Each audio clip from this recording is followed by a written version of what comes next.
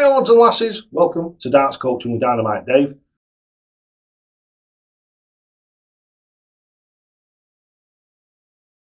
It's been a while since you've seen me. You know what the script is. I'm well, then I'm not well, then I'm well again. So, all I can say to you from now on is I've made false promises in the past that I was going to come back strong, and I've just not been able to do it. So, all I'm going to promise you from now on is I'm going to do what I can. Right, so what we're going to do now is I'm in quite good health at the moment, so what I'm going to do is I'm going to do 2 or 3 videos of Dynamite Dave practice and the thoughts behind it, because as you know, I never just stand there and go, this is what you should do, that is what you should do. There's reasons and methods behind everything that I do, and I never do anything unless there's an actual purpose behind it. So what we're going to do today is we're going to start off with the very basics of practice.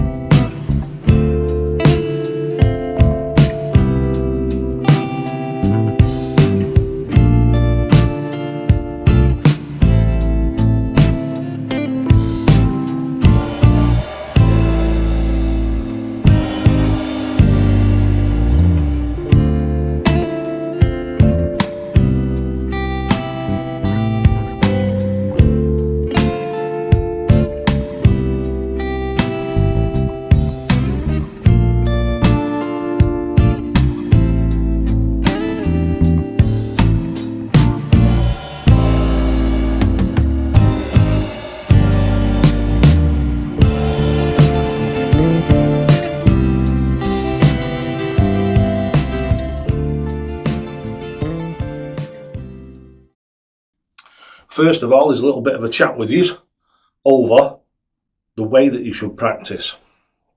A lot of people, when they practice, what they do is they'll go into the shed or the garage and they'll have 3 or 4 visits at the board, and then they'll just walk away. If they don't hit a 60 or whatever, or a 45 in the first 3 or 4 visits, they walk away.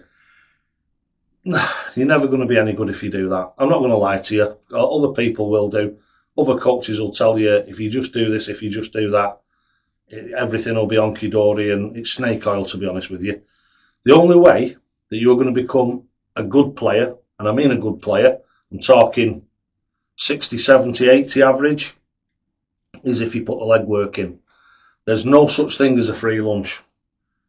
What does Dynamite Dave say? You only ever get out of this game what you're prepared to put in. And if you are not prepared to put the leg work in, the time in, the effort in, it doesn't matter who coaches you, it doesn't matter what anybody says to you, you're never going to achieve what you want to achieve. So as I've said, say it again, you only ever get out of this game what you're prepared to put in.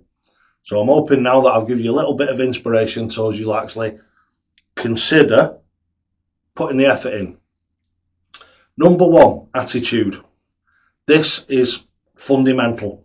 It's fundamental to whether you want to be just somebody who turns up to the pub, maybe plays in the team, maybe gets left sat on the bench, maybe have 2 or 3 or 4 games a year where you actually play because certain people have not turned up. If you're happy with that and that's what you want to do, that's absolutely fine, and you just carry on exactly the way that you're playing now. If you follow the Dynamite Dave way, you will improve. There's no 2 ways about that. Wherever you are now, doesn't matter whether you're on a 20 average, doesn't matter whether you're on a 20 average or a 60 average. If you convert to the Dynamite Dave way and stick to it, you will improve. There's no 2 ways about that whatsoever. It's been proven over. This YouTube channel has been going well over a decade now, and I've been coaching people for approximately 15 years. And all the evidence, apart from, I'd say over a 15-year period, I've had less people than you can count on one hand who this hasn't worked for. And that's men, women, children, old age pensioners, doesn't matter who it is. It works for everybody.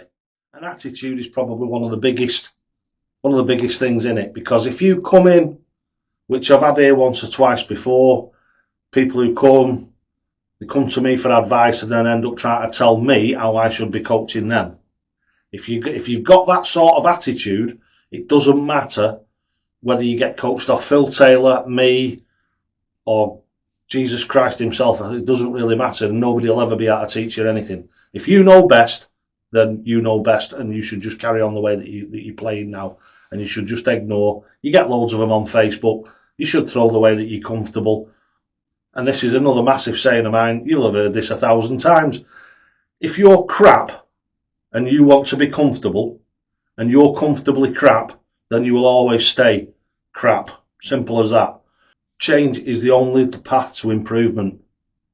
Now, the saying, insanity is doing the same thing over and over again and expecting different results.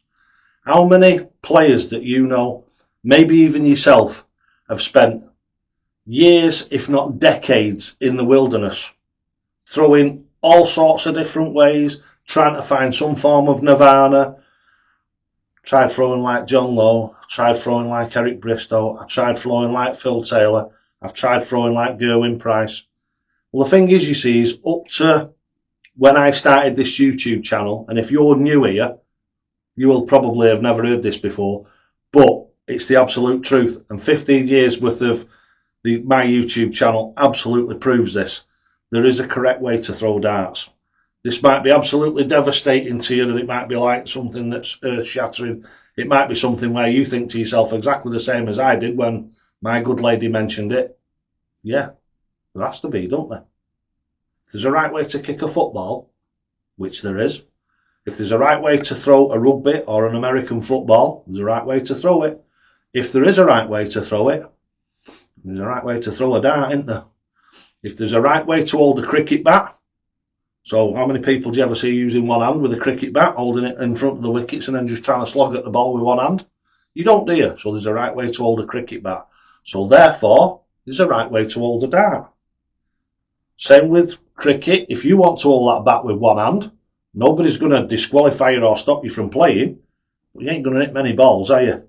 Same with golf. If you do not use the correct grip when you're playing golf, you go back to the early 1900s or 1870s or 1700s or whenever golf first started, you'll see people with loads of different grips and like very, very varied levels of skill. It's exactly the same with darts. You see people with many, many varied grips, stances, way that they throw, with very, very varied levels of ability.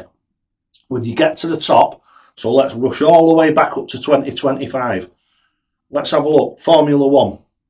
A lot of that, obviously, what people are going to say is the car, but it's not all the car, it's the drivers as well. They all not practice, but they all train the same way. They all use the same sort of nutrition. They all follow the same guidelines.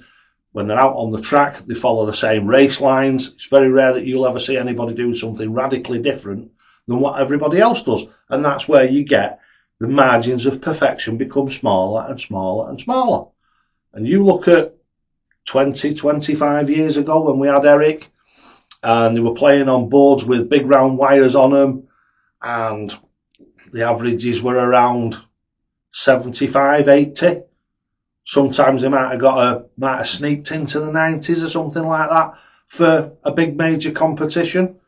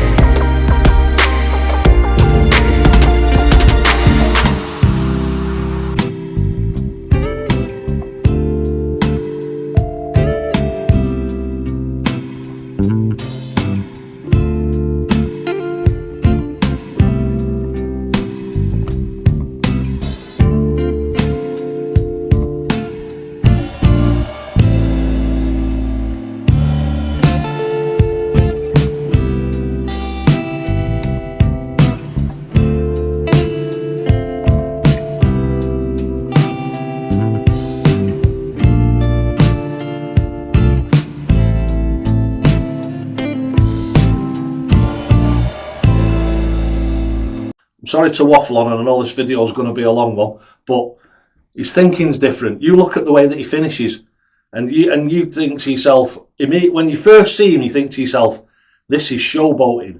But sit down and think about what he's actually doing. When you watch him, think about what he's doing.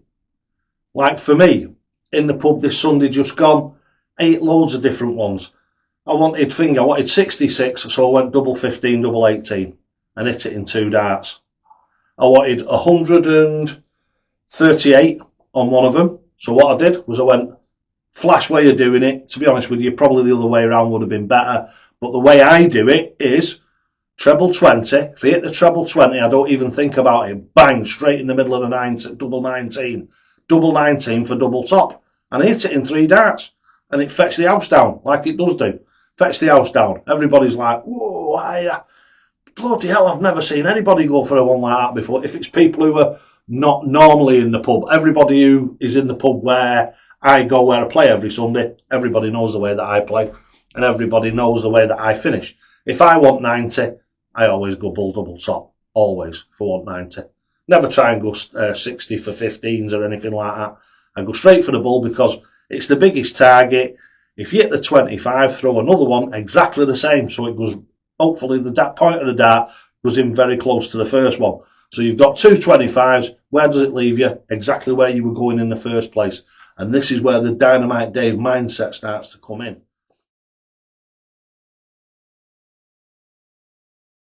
If you go on the description below, there's a link there, and you can go to YouTube and you can buy the Dynamite Dave practice routines. The biggest and the most important one is the board management sheets. So if you want to buy the total package, I think it's 25 quid, the total package, and you get the board management sheets, which will change your attitude and the way that you finish forever. And once you've started it and you start trying it and you start giving it a proper go, the same as the rest of the Dynamite Dave way, it will blow your brains out, absolutely blow your brains out. And you'll think to yourself, why did I ever not finish like this in the first place? It takes all the thinking out of it.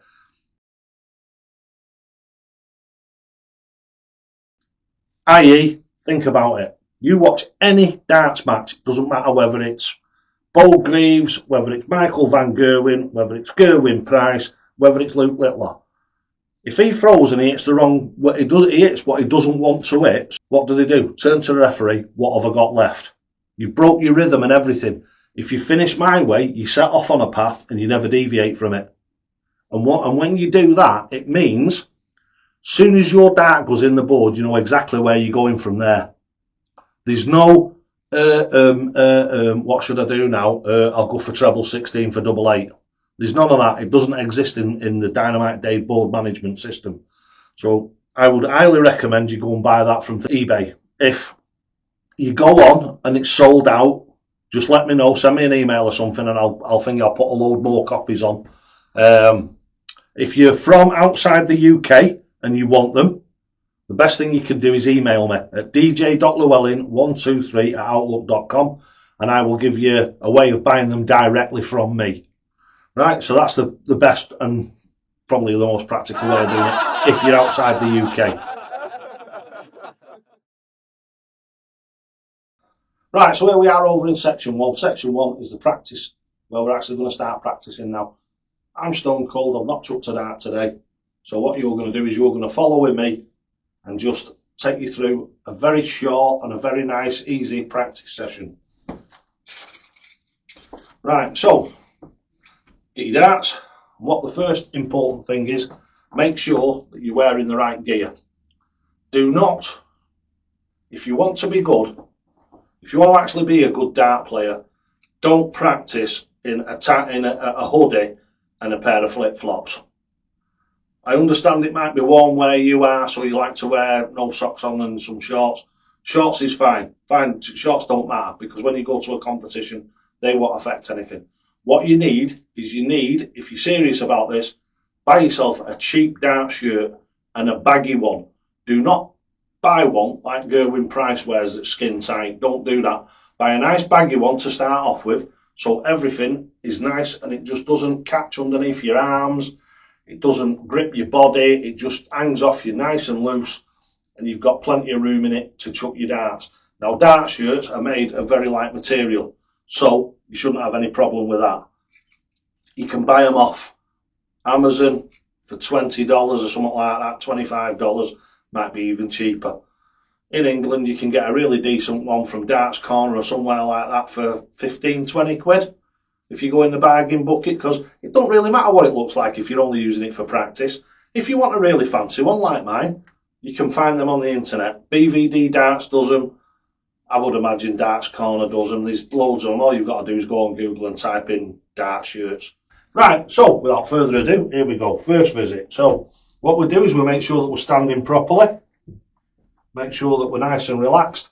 Arm comes up, and all we're doing here is just warming the muscles up, and it's as simple as that. So all we're doing is just throwing towards the bull like this, and this is when you first do it. This sort of chucking is perfectly acceptable. Obviously, what I'm doing is I'm playing down just to show you where you'll probably start off with, and hopefully where you'll get to.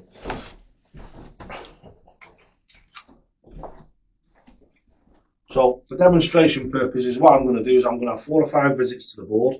That's all, and then we'll move on from there. So that was one. I'm just getting the feel for the arm. Literally just nice and relaxed, nice and calm. No marching backwards and forwards, just take your time. Nice slow arm speed, nice and relaxed.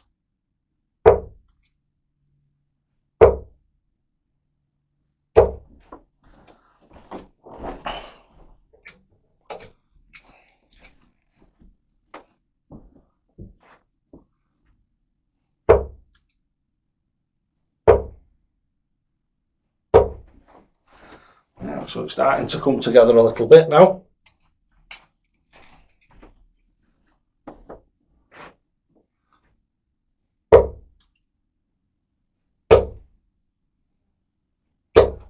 Yep, starting to come together now. So we're happy with that. We're happy that the arm's warm and everything now. What I would recommend that you do is at least 5 minutes. At least 5 minutes just at the bull. That's probably around 20 visits. 18 to 20 visits, 5 minutes. Just nice and relaxed, boom, boom, boom, boom, boom, boom. Just get that arm flowing. And then what we can do is we can then start moving it around. First practice for me is 20s, 19s and 18s. And then we go 19s, 18s and 17s. Why? Because they're in 3 totally different parts of the board. And it gets you moving your throw around, and it also gets you so as you're adjusting the body and getting the arm speed consistent.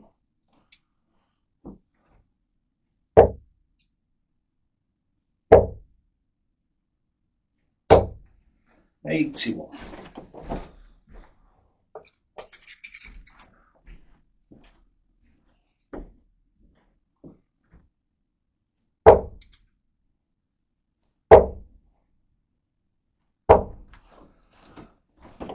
$85.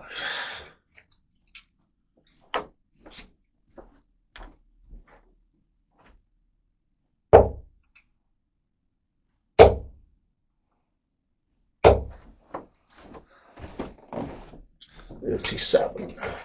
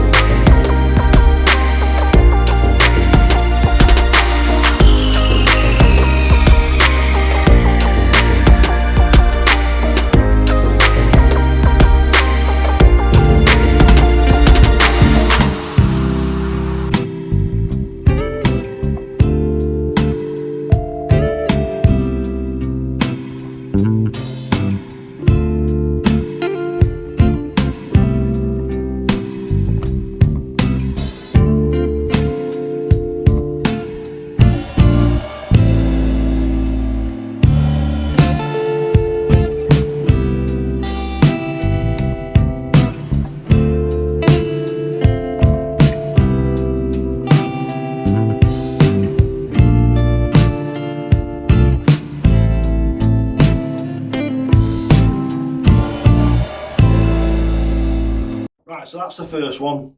20s, 19s, 18s. And now, as I said, we go 19s, 18s, 17s. Why do we include the 17s? Always, always, always include them 17s. What's 3 17s? 51. It knocks that one off. Again, when you're actually working out your finishes and what have you, it can be vital that, because it's really easy to take off 51, because it's the 1, 5, 51, dead easy. So you know if you want 101, if you hit 51, you want bullseye. It's as simple as 19s to start off with. Don't forget, set yourself up again. Body position and down. Don't forget, we throw the dart exactly the same to every part of the board. The amount of dart players that are out there that throw differently to every different part of the board is absolutely mind-blowing. Throw the same. Move your body. Don't move your arm. Don't move your thingy. Move from your hips and move your body down. Look at the treble 19 exactly the same way as you look at the treble 20 and throw at it in exactly the same way. So basically from there, bring it down and then throw at it. And it's not a massive movement. It's literally from there to there. That is the difference between 20s and 19s. There's nothing to it.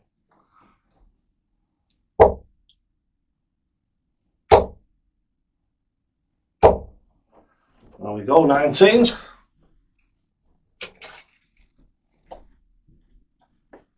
Exactly the same position. Don't forget, I just lock into this. You might want to move yourself up, get yourself set up for the bullseye and move across a tiny bit.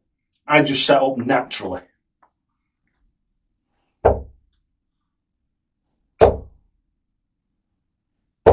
Oh, last one dropped short.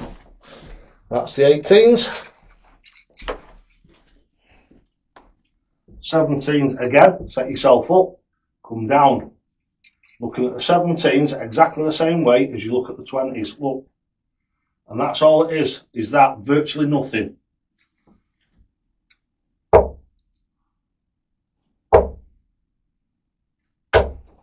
Two 17s.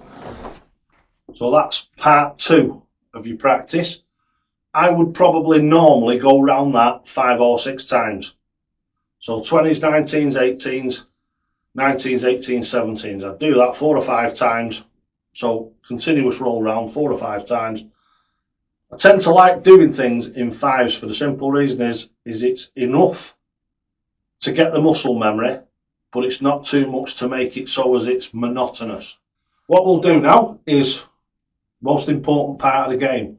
What's the most important part of this board? It's this bit here. Those bits, there, are absolutely irrelevant if you can't hit these bits around the outside of here. So what do we need to do? We need to make those our best friend. Once you get proficient, you will be exactly the same when people ask me the question, what's your favourite double? Couldn't care less. They're all the same size. And they're all just as easy to hit. Every single one of them. Doesn't matter whether it's double 1 or double 3. They're all the same. Double 7. It's the same size as double 3.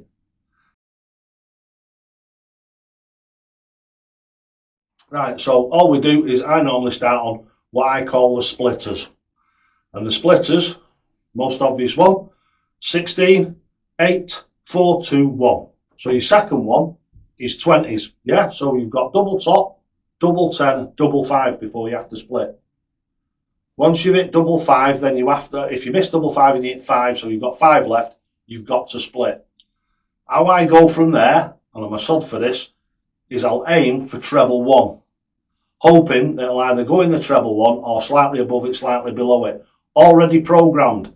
If it hits the big one, I'm straight down for double 2. I don't even think about it. Boom, straight down.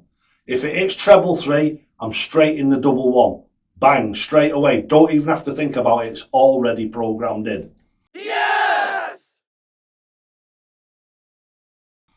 Right, so what we'll do is we'll start off with the splitters. And then what you do is you go around the others, splitting as you can. What I call split as you can, which obviously is 18s, 9s. Then you've got to go 1 for double 4. So you've got to throw a dart away. Same with like 15. You go for double 15. If you miss it, you've got to then split, haven't you? So you've got to go three for double six, which is the way I do it, because the thing of the 15s and the 3 are not that far away from each other. Double six, nice big target. So it all has logic behind it. So it's all what I call common sense. Right, so what we'll do first of all is we'll go for double 16. There we go. Double 8. Just missed it, so I'll go for that. No, just missed it again. So both just on the inside of the wire, but all within a reasonable distance.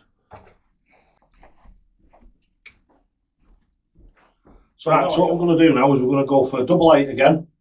So we've hit the 16 on the last one, we missed the double 8, so we're going to have another go at the double 8 and then go on to the double 4 if we miss it 3 times. If we hit double 8 with the first dart, we go straight on to double 4 again.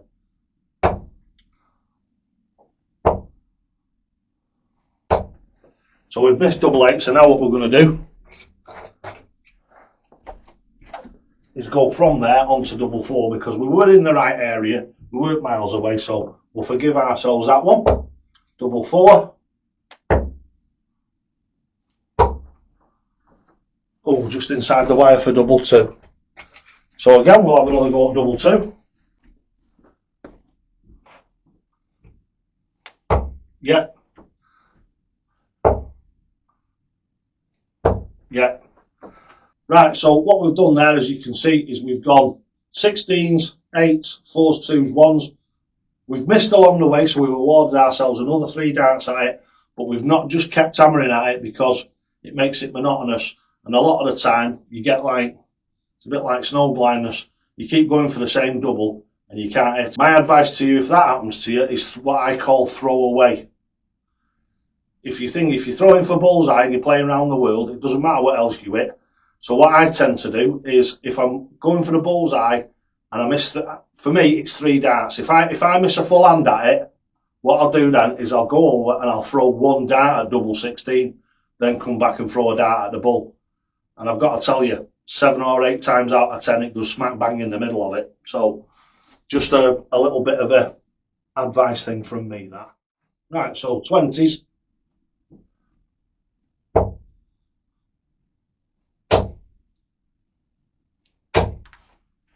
Yep, hit it with the last dart. There, so we've got 20s. So now what we're going to do is we're going to come down and across for 10s. Don't forget, body in same place, gun turret. Yep, up for 5s. Just under the wire. So we're going to have another handful for 5s.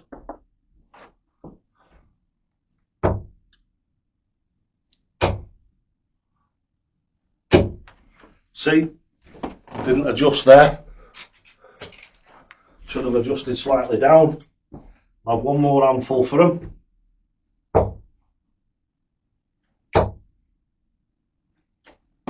Yep, adjusted too much on the first one, which is what we can do, and then adjusted back up again, smacked it in there with the second one.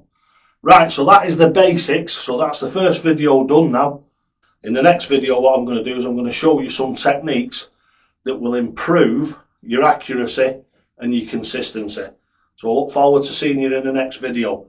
Now, don't forget, lads and lasses, what have I always told you? There's only one way of becoming a good dart player, and that is you'll only ever get out of this game what you're prepared to put in.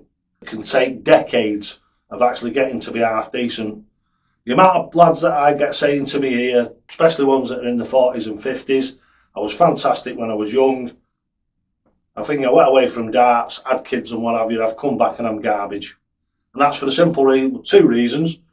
Usually number 1, it's rose-coloured spectacles, because they have a rosy view of the past. They believe that they were fantastic. Whether they really were or not is a different story. Number 2, when you're young, and this is an absolute fact, and it's a medical fact. When you're young, your brain is a lot fresher than it is when you're in your 50s. The actual cells in your brain die as you get older. So you've got less of that capacity that you used to have. So when you were young and you were throwing like a whirly bird, you could repeat that because your brain was quick enough to do that. As you get into your 40s and 50s, doesn't happen anymore. Prime example, and it doesn't matter, I mean, one who's got like a sort of strange throat, I suppose now, is Dave Chisnall, because he does a fair bit of thruching, doesn't he? But not there anymore though, is he? You know what I mean? You see him every now and again in a competition. There's loads of them that have gone down the same sort of path, loads and loads of them. But again, that's for what I believe, that is down to a technique that you could achieve when you were young, but there's no way you can achieve it when you get old like we are. Well, like I am anyway.